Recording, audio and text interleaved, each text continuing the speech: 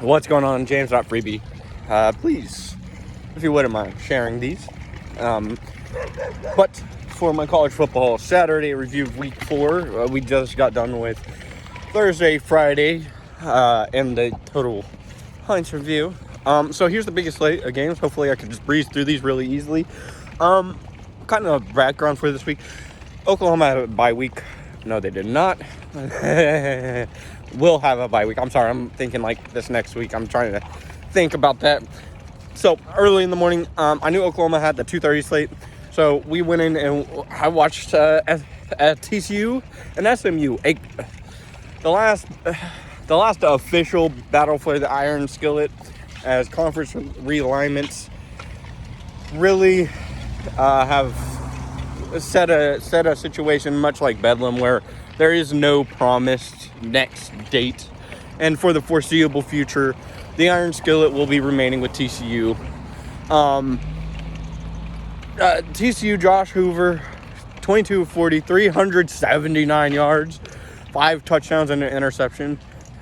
Trent Battles 7 carries, 60 yards. Jeremy Payne 15 receptions, 53 yards. And my player of the week, and I've done a lot of stats, Eric McAllister, 8 receptions, 254 yards, 3 tutties. Jordan Dwyer, 3 receptions, 32 yards. DJ Rogers, 3 receptions, 31 yards. And Payne, 3 receptions, 29 yards. On the other side, Kevin Jennings, 24-38, 290 yards, 3 touchdowns, 2 interceptions. TJ Harden, 15 receptions, or 15 carries, 56 yards. Yamir Knight, 5 receptions, 69 yards, and a touchdown. Jordan Hudson, 3 receptions, 62 yards, and a touchdown. Ramel Brinson, 4 receptions, 51 yards.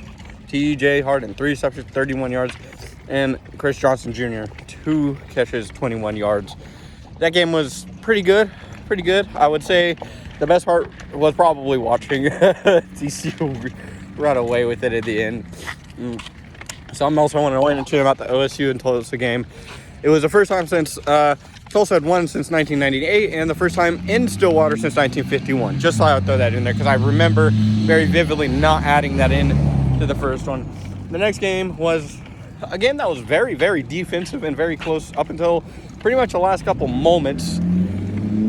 Utah and Texas Tech, 34 Texas Tech, Utah 10. Like I said, it was a very defensive battle. There wasn't a whole lot going on. It was tied at half and tied through the third until the fourth, where all sorts of offense just started happening. Well, it was down 10-3, and there was nothing happening in the third. So it was 10-3 at half. Texas Tech obviously leading, getting an early touchdown. Utah, Devin Dampier, 25 for 30, 162 yards, and his 2 interceptions with 27 yards on the ground. Nakari Rogers, 10 carries, 37 yards. Sean Porter, 6 carries, 22 yards and a touchdown. And Dallin Bentley, 6 carries, 6 receptions, 75 yards. And Ryan Davis, 10 receptions, 70 yards. On the other side, Will Hammond, 13, 16, 169, and 2 touchdowns and 61 yards on the ground.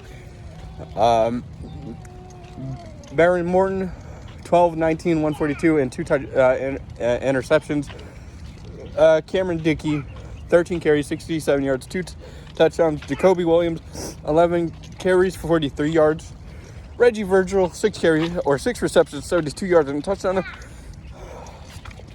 Williams, Jacoby, the same, 2 receptions, 71 yards.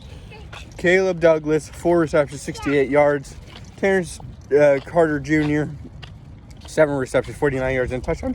Coy Eakin, 3 receptions, 31 yards. And Dickey, 3 receptions, 20 yards.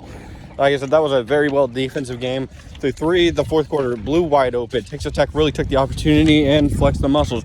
Texas Tech needs to really be more consistent and probably not get locked off into these defensive battles like this. But really, what it showed me was that if they do, they'll be right there. We'll be right there. Okay, a game that was on around the same time. Still, I think an early slate, and I think this is going on believe this was right around the same time as the game we'll get to very shortly. Eastern Michigan, University of Louisiana, the Raging Cajuns versus the EMU Eagles. It was a 34-31 Eastern Michigan win. Looking at the stats, Eastern Michigan, Noah Kim, 21-31, 226 yards, a touchdown, and interception. On the ground, 19 carries, 126 yards for Dante McMillan. Tavier Dunlop, 11 carries, 45 yards, 2 touchdowns through the air, or catching, receiving.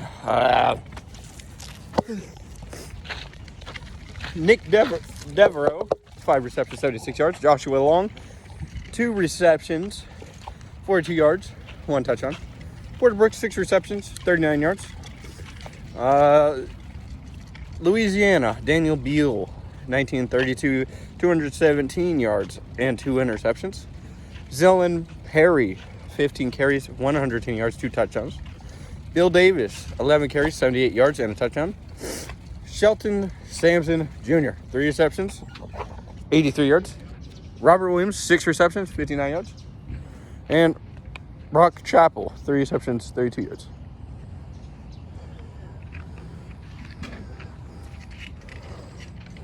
All right. Now we go on to the next game.